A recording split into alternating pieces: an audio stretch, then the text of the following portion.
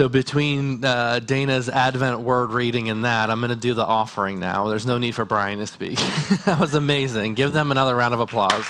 Juan Toban and Dee Dee Wild. Wow, you guys are like a concentrated love cluster today here instead of spread out. I love it. Welcome to the third Sunday of Advent, the Sunday of love, if you haven't figured that out already. And if you didn't know, you know now. But I think John Lennon got it right, friends. All you need is love. But here's my question for each of you this morning. What if love isn't what you get done, but how you show up as? What if the greatest gift that you can give this season isn't wrapped in paper, but wrapped in your presence? Because your presence is the present when you open up as a conscious conduit to source energy as that presence of love. And that's the greatest gift in each and every now moment in time that you can ever give yourself, whatever that means for you now in this moment, being open to that leverage of the infinite energy that creates worlds in the finite details of each and every moment and interaction of your days. So here, friends, is what we're exploring today, and I'll keep coming back to this. Love is not what we get done, it's how you show up. So let that land in your heart and in your life for a moment. Take a little inventory of how you've been within the past 24 hours. You know, Reverend Bryan likes to cultivate the tool within your life of self-observation and self-awareness because that's a spiritually mature human being, right? So how have you shown up? Mostly within the past 24 hours. No right or wrong. Don't beat yourself up. This is, I have not really been so love-filled in my moments of my day. I've been a little bit cranky and irritable, or maybe with all the things going on in the world, if I focus so much on that, then I become that, right? For what we focus on energetically becomes us. Maybe I've become a little bitter. Or maybe my heart is hardened. It's okay.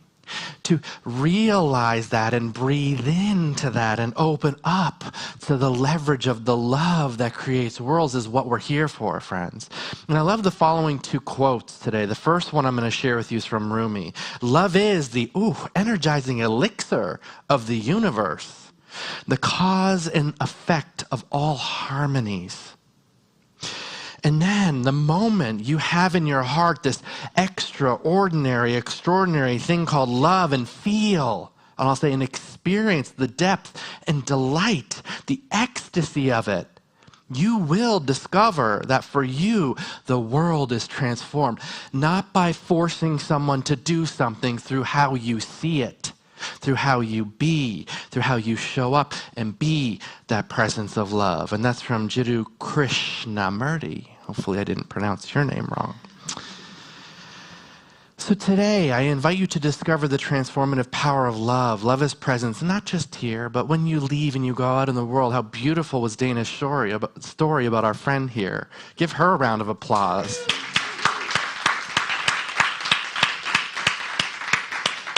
And that was not that performative, people-pleasing, drama-fueled, emotional hostage-taking kind of love. I'm not talking about that, where you show up with your metaphorical tap shoes on, doing your best song and dance routine, hoping someone will finally, throw you a rose and tell you you're worthy. No, that's not what I'm talking about. Take a deep breath in. That's exhausting. Where you're constantly checking your spiritual Yelp reviews, saying, am I loving enough? Did I get 5 stars? Or should I offer some breadsticks with my affection? No, I'm not talking about that stuff, friends. That's not love. That's an exhausting Broadway audition where you never get the part. You're always on probation. And the director, which is your adverse ego, we talk about that a lot. This is not something for you to stuff down or throw away. It's for you to be aware of, the self-observation and self-awareness, for you to use that as a tool, not to be run by it. No one ever says you throw that away. It's you choosing to be love as, this is what's up here that's running me. I can choose to use it in a healthy way. So when we understand this, and when we understand the difference between that, and then we open up to, oh man, I'm in a vicious cycle again. Who gets in those vicious cycles? I do. It's exhausting what that does within you. You can even get sick from that stuff. If we believe in our unity principles and thoughts are things, we really must be self-aware of the vicious cycles programming the subconscious, because we're not victims in unity, right? We're victors. We realize this stuff and we make a new choice. We breathe love as spirit within our being and we say, no, I'm not that irritation. I'm not that anger. That's not the truth of me. This is the choice point moment. I am going to choose to be in spirit of spirit. When's the last time you asked yourself, what did my spirit want? I never asked myself that question until this week I learned about it. I love learning new things. Instead of, oh, that's my drama adverse ego. You make a choice, friends. You say, I want to be present as presence. No audition required. No prerequisites. No performance reviews. No breadsticks. You don't need that. Just the pure harmonizing presence of spirit to you and through you as what? Principle 2 is what? I am that. That love at the core of my being. I am that extension of source energy. And then when I realize I already am whole, worthy, and loved, then each breath in each and every moment becomes a portal, a pause where source meets soul, where infinite wisdom illuminates the finite details, where ordinary moments reveal extraordinary grace.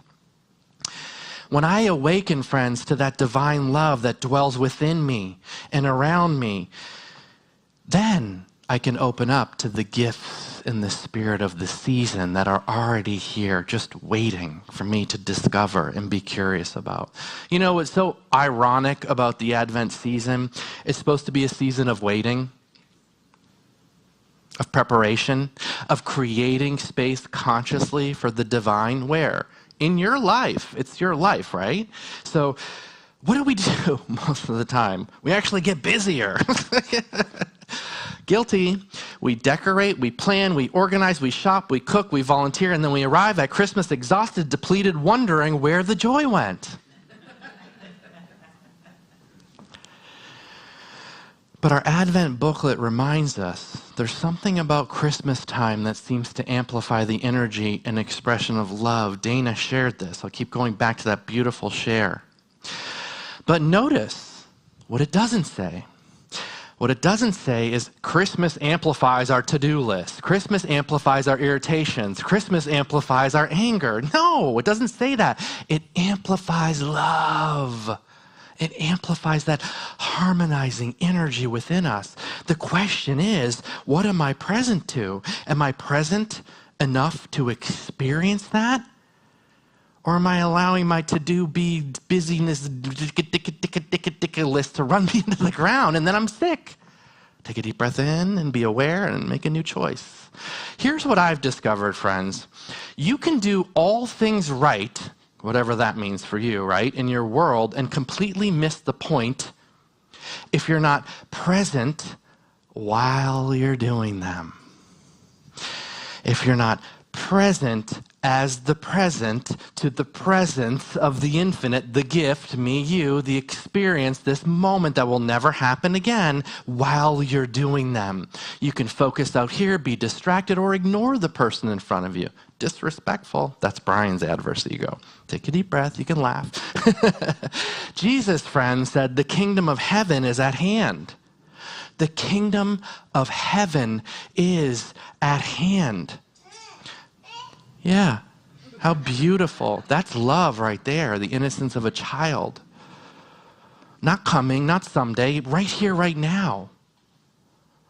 But we can't access what's at hand if we're running frantically towards some future moment when everything is finally done, finally perfect, finally enough. That Christ consciousness that I can tune into, my divinity, that's the love, friends, that this season is asking. You ask and it's given us to be an expression of. It's asking for us to celebrate that within our hearts. It's asking for us to celebrate that within each person that's here. It's not waiting for you to finish that to-do list, and it's available here and now as what? As I am. As I am. But only if I am present enough to experience. So I want to invite you to do a little exercise with me here and now. We're going to practice this in this space so you can take it out there and be that in the world. Take a deep breath in. Don't say anything when you're doing this, by the way. Just take a deep breath in.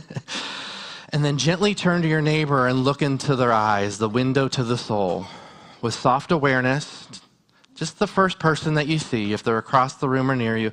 Look into their eyes with soft awareness, allowing yourself to truly be present to the person that you're gazing into their eyes.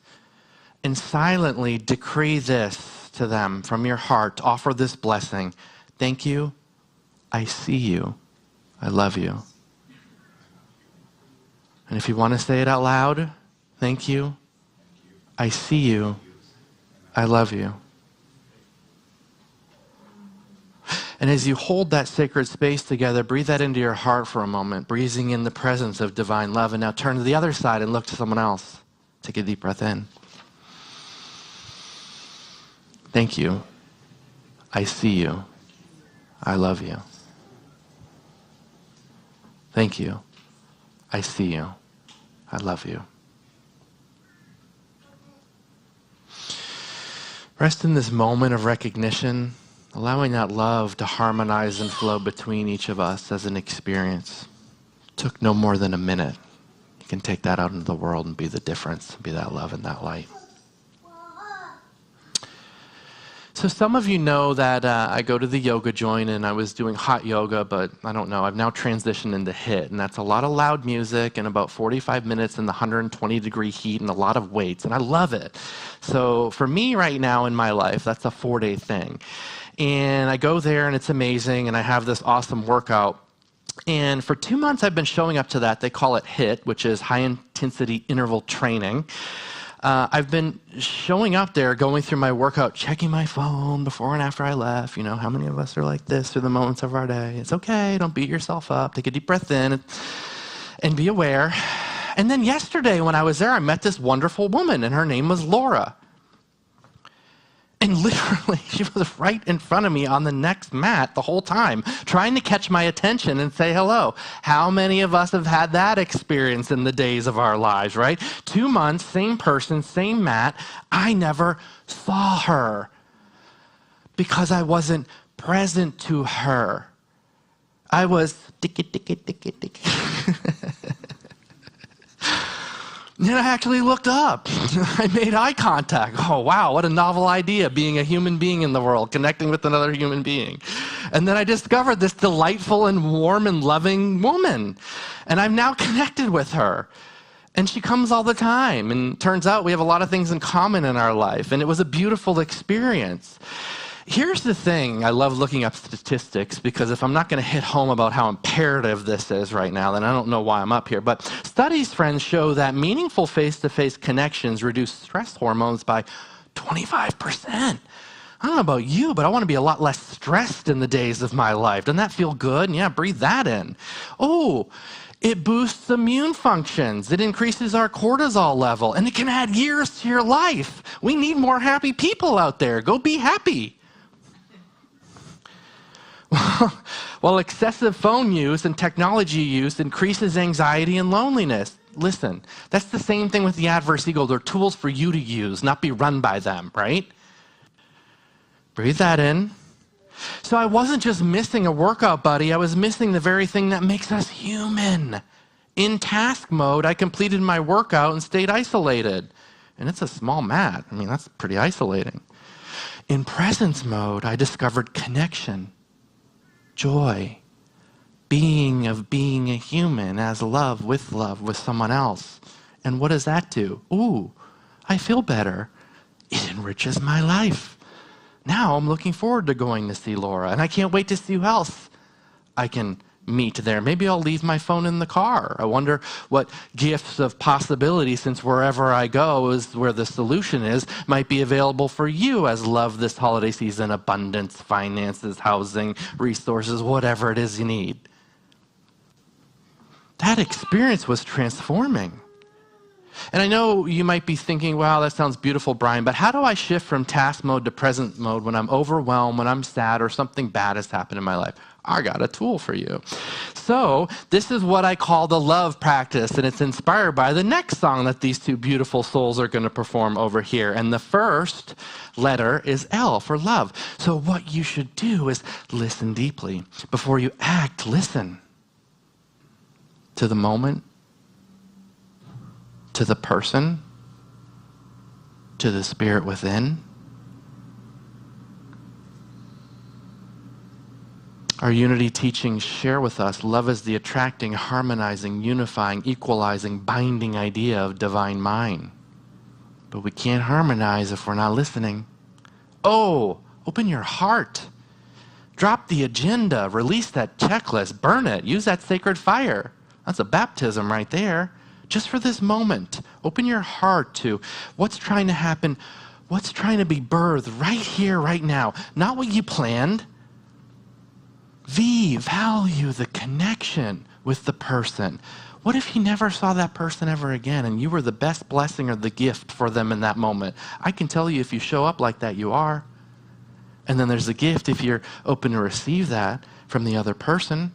Embrace the sacred ordinary. Mama Myrtle, thank you, Dana, taught that love is the great harmonizer, a force that can heal, restore, and unite. But love doesn't wait for grand moments. It shows up in ordinary interactions. Whether we're awake enough to notice is up to us. And so, friends, here is your practice in your metaphorical toolbox to take out into the world and be that difference this week. Before any interaction, whether you're volunteering here, shopping for gifts, or just saying good morning to your partner, take 3 breaths and remember love. First, listen. Second is what? O is what? Were you listening? Oh yeah, you guys are good. 3, third breath, value the connection, and then what? Embrace the sacred. Then show up and watch what happens. Watch. So today, commit to that shift in all areas of your life, from proving our love through productivity and expressing our love through presence. Be the gift. Be in tune with that attracting, harmonizing, unifying, equalizing, binding idea. Be that. You access that love not by working harder, but by being more present. And so it is, as we conclude Divine Love, help us to remember that we don't have to do more to be more loving. All we simply need to do is just show up, be present, be awake, be available. May today you create ripples of love wherever you go, and create ripples of love this week through the simple act of being fully here as you and through you wherever it is. May that love bless all areas of your life today. And so it is. Amen. Thank you. Thank you.